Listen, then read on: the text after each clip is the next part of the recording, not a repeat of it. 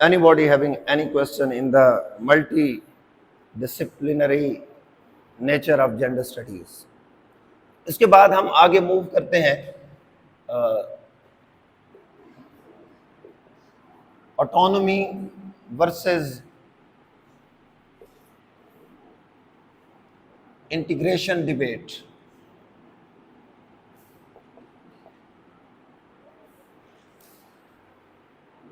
Autonomy versus integration debate means कि gender studies का अपना अलहदा डिपार्टमेंट होना चाहिए या जेंडर स्टडीज के डिपार्टमेंट को बाकी किसी डिपार्टमेंट के साथ मर्ज कर देना चाहिए। तो कुछ जो राइटर्स हैं वो कहते हैं कि there must be autonomy. Autonomy क्या मतलब है कि हमारी अपनी इंडिपेंडेंस होनी चाहिए, हम ऑटोनोमस हो और हमारा एक अपना अलहदा से जेंडर स्टडीज का डिपार्टमेंट हो। इंटीग्रेशन का क्या मतलब है? इंटीग्रेशन मींस कि ऑलरेडी जो डिपार्टमेंट्स मौजूद है लाइक सोशियोलॉजी है, एंथ्रोपोलॉजी है, इकोनॉमिक्स है, जेंडर स्टडीज को उसी का हिस्सा बना दिया जाए।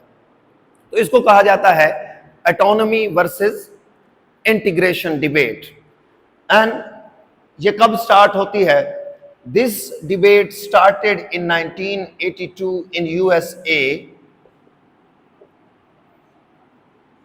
by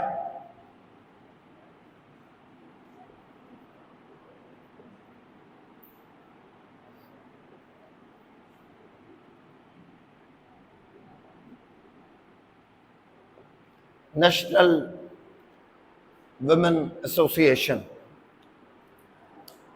तो ये डिबेट स्टार्ट होती है 1982 में in USA that gender study must be a separate department और it must be the part of other departments.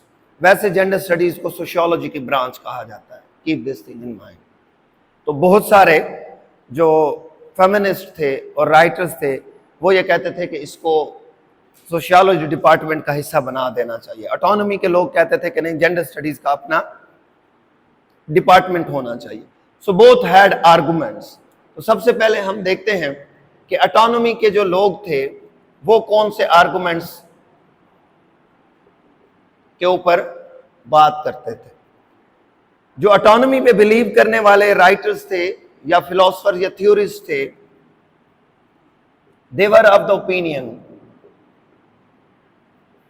कि अगर ये जेंडर स्टडीज डिपार्टमेंट अलहदा से ऑटोनोमस डिपार्टमेंट होगा तो हम उसकी स्पिरिट को कैच कर सकेंगे, उसकी स्पिरिट के ऊपर बात कर सकेंगे और हम डायरेक्टली जेंडर से ही रिलेटेड होंगे, हमारी बात उसी पे होगी, हमारा रिसर्च वर्क उसी पे होगा, हमारा हर एक एस्पेक्ट जब उसी पे होगा तो we will be capturing the spirit of the subject. और अगर आप सोशियोलॉजी डिपार्टमेंट का हिस्सा बन जाते हैं तो फिर आप उस सब्जेक्ट को डिस्कस कर रहे होंगे from the perspective of sociology, not from the perspective of gender studies. So they are of the opinion that we will not be able to catch the spirit of the subject if we become the part of sociology or economics or anthropology। दूसरी चीज जो है, they were of the opinion that it would be rich in every aspect, कि हमारा अपना data होगा, हमारी अपनी रिसर्च होगी, तो सारे का सारा कंसंट्रेशन किस चीज पे होगा? जेंडर स्टडीज पे होगा। तो this would be a very rich subject. Rich ये दौलत के हवाले से नहीं है, from the perspective of data and material and research. तो अगर हम किसी और डिपार्टमेंट का हिस्सा बन जाते हैं तो उसमें ये क्या बन जाएगा? एक सब उसकी ब्रांच बन जाएगी and it would be given less importance और उसका डेटा, उसकी रिसर्च जो होगी वो रिच नहीं होगी। Third thing in their opinion was that we would be developing new theories of our own. अगर आप सोशियोलॉजी डिपार्टमेंट का हिस्सा बन जाते हैं तो आप वही सोशियोलॉजी वाली थ्योरीज के ऊपर रिलाय कर रहे होंगे। अगर आप इकोनॉमिक्स का हिस्सा बन जाते हैं तो आप इकोनॉमिक्स की जो ऑलरेडी डेवलप्ड थ्योरीज हैं आप उनका हिस्सा बन जाएंगे, तो उसके अंदर ही आपको मैनेज करना होगा इस सब्जेक्ट को। जब आप खुद इंडिपेंडेंट होंगे, ऑटोनॉमी होगी आपकी, तो आपकी क्या होगी, अपनी थ्योरीज होंगी, आप उसको देखेंगे कि वक्त के मुताबिक कौन सी थ्योरी की जरूरत है और उसको किस तरह एस्टैब्लिश करना चाहिए। So you would be free. If you are in the department of sociology or anthropology or economics, you would not be free to develop your own theories, and you have to rely on the existing theories. So that is why. And fourth thing, that we would be able to deal with the new issues, or new issues लिख सकते हैं, contemporary issues भी लिख सकते हैं, कि जब हमारा अपना एक डिपार्टमेंट होगा हम कंटेम्प्रेरी इश्यूज के साथ डील करेंगे, और कंटेम्प्रेरी इश्यूज के साथ डील करने के लिए कंटेम्प्रेरी राइटर्स जो होंगे वो नई चीजें लेके आएंगे। अगर हम उसी चीज का हिस्सा बन जाते हैं तो हम उन्हीं की जो थ्योरीज होंगी जो इकोनॉमिक्स में यूज होंगी हम उनको फिट कर रहे होंगे टू द जेंडर स्टडीज, जो एंथ्रोपोलॉजी की थ्योरीज होंगी हम उनको फिट कर रहे होंगे उसके ऊपर।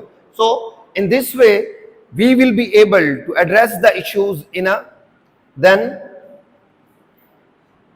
they are of the opinion that we would be focusing on new knowledge, कि जब आपका सब्जेक्ट नया होगा, आपको ऑटोनॉमी होगी, आप नई नॉलेज के ऊपर फोकस कर रहे होंगे, नए आने वाले जो आपके डेटा होगा उसके ऊपर फोकस कर रहे होंगे, तो आपके पास नई नॉलेज आ जाएगी। अगर आप इकोनॉमिक्स और उसका हिस्सा बनते हैं तो आपकी नॉलेज उन्हीं के ऊपर डिपेंडेंट रहेगी, you will be having new knowledge. And this is very important that when we would be having an autonomous department, it would be all inclusive. All inclusive का मतलब है कि ये सारी चीजों के ऊपर फोकस कर रहा होगा, जो भी आइडेंटिटीज हैं उनके ऊपर, थैंक यू, कि ये सारे लोगों के ऊपर फोकस कर रहा होगा, जो भी आइडेंटिटीज हैं उनको एड्रेस कर रहा होगा। बाकी सब्जेक्ट्स जो हैं उनकी लिमिटेशंस हो सकती हैं कि ये चीज ऐड करनी चाहिए, ये चीज ऐड नहीं करनी चाहिए, लेकिन जब अपना डिपार्टमेंट होगा तो it would be all inclusive. उसमें जितने भी जेंडर्स हैं, like transgender and queer and all of them, they would be included. तो इसलिए हम इसको क्या कहते हैं, ऑल इंक्लूसिव।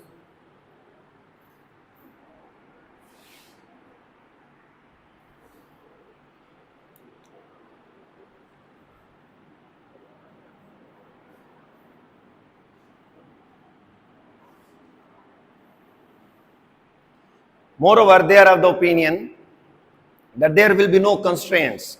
Constraints कहा जाता है रुकावट को।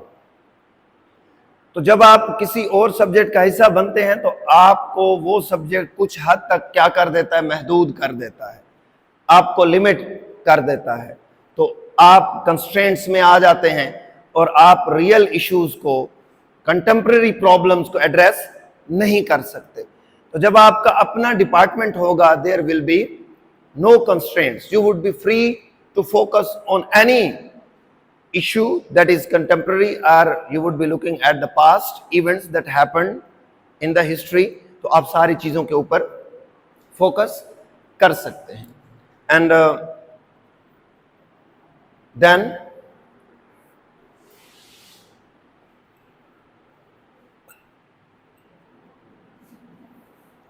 it would be more realistic कि अपना जब ऑटोनोमस डिपार्टमेंट होगा तो रियलिटी ये डिमांड करती है, आप इंटेलेक्चुअली सोचें, रैशनली सोचें कि अगर एक सब्जेक्ट है जिसकी इतनी डिमांड है और उसकी इतनी रेलेवेंस है सोसाइटी के साथ, तो उसको क्या होना चाहिए, एक अपना डिपार्टमेंट अलहदा होना चाहिए। So these are the views of those who believe in the debate of autonomy.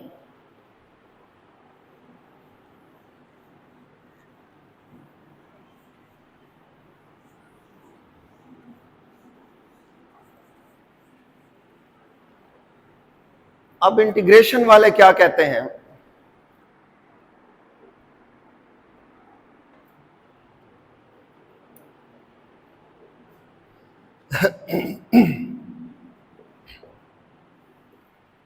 that becoming the part of another department, it will make it more logical. किस तरह लॉजिकल कि आपकी थ्योरीज पहले से ऑलरेडी फ्रेम्ड हैं, उस subject की theories बनी हुई हैं और आपने उन थ्योरीज को अब अप्लाई करना है, तो आप थ्योरेटिकल वर्क से डायरेक्टली कहां पे आ जाएंगे, प्रैक्टिकल वर्क पे आ जाएंगे। तो practical work is more logical, is more rational and more demanding, इसलिए they are in favour of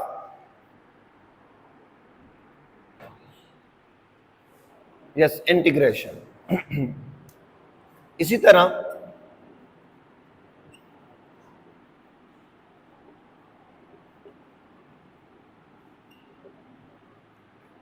कि जो बाकी डिपार्टमेंट्स हैं दे आर ऑलरेडी एस्टैब्लिश, और वो हर चीज अपनी एस्टैब्लिश कर चुके हैं, लाइक थ्योरीज हैं उनकी, उनका way of looking at the world है, उनकी नॉलेज को देखने का तरीकाकार, उनके रिसर्च मेथड्स, उनकी डेटा कलेक्शन, उनकी क्वालिटेटिव या क्वांटिटेटिव रिसर्च, सारी चीजें एस्टैब्लिश हो चुकी हैं। तो आपको ये वर्क नहीं करना पड़ेगा जो हम किसी चीज को इब्तिदा से करते हैं। एक बिल्डिंग आप बना रहे हैं, आप पहली ईंट लगाते हैं खुद, दूसरी बिल्डिंग ये है कि आपके पास एक बाकायदा स्ट्रक्चर मौजूद है, आप उसको आगे लेके चलते हैं। तो ये कहते हैं कि आप जो टाइम इस पे लगाएंगे कि आप अपनी थ्योरीज बनाएं, आप अपने नए टूल्स ऑफ रिसर्च बनाएं, तो आपके पास ऑलरेडी ये चीजें अगर एस्टैब्लिश होंगी तो आपको रियल इश्यूज के ऊपर फोकस करना जो है वो आसान हो जाएगा। Then they are of the opinion that it would make gender studies more broader. Integration के जो मानने वाले हैं कि इसके अंदर बहुत सारे सब्जेक्ट्स आ जाएंगे, सिर्फ जेंडर स्टडीज नहीं होगा। आप इकोनॉमिक्स का हिस्सा बनते हैं तो इकोनॉमिक्स और जेंडर स्टडीज इकट्ठे हो जाएंगे, आप सोशियोलॉजी का बनते हैं तो उसका हिस्सा बन जाएंगे, और अगर आप किसी और एंथ्रोपोलॉजी डिपार्टमेंट का हिस्सा बनते हैं तो वो भी साथ में शामिल हो जाएगा।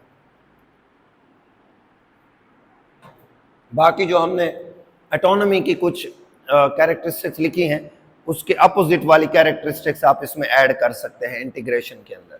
ठीक है, इसमें कोई क्वेश्चन है तो बता दें।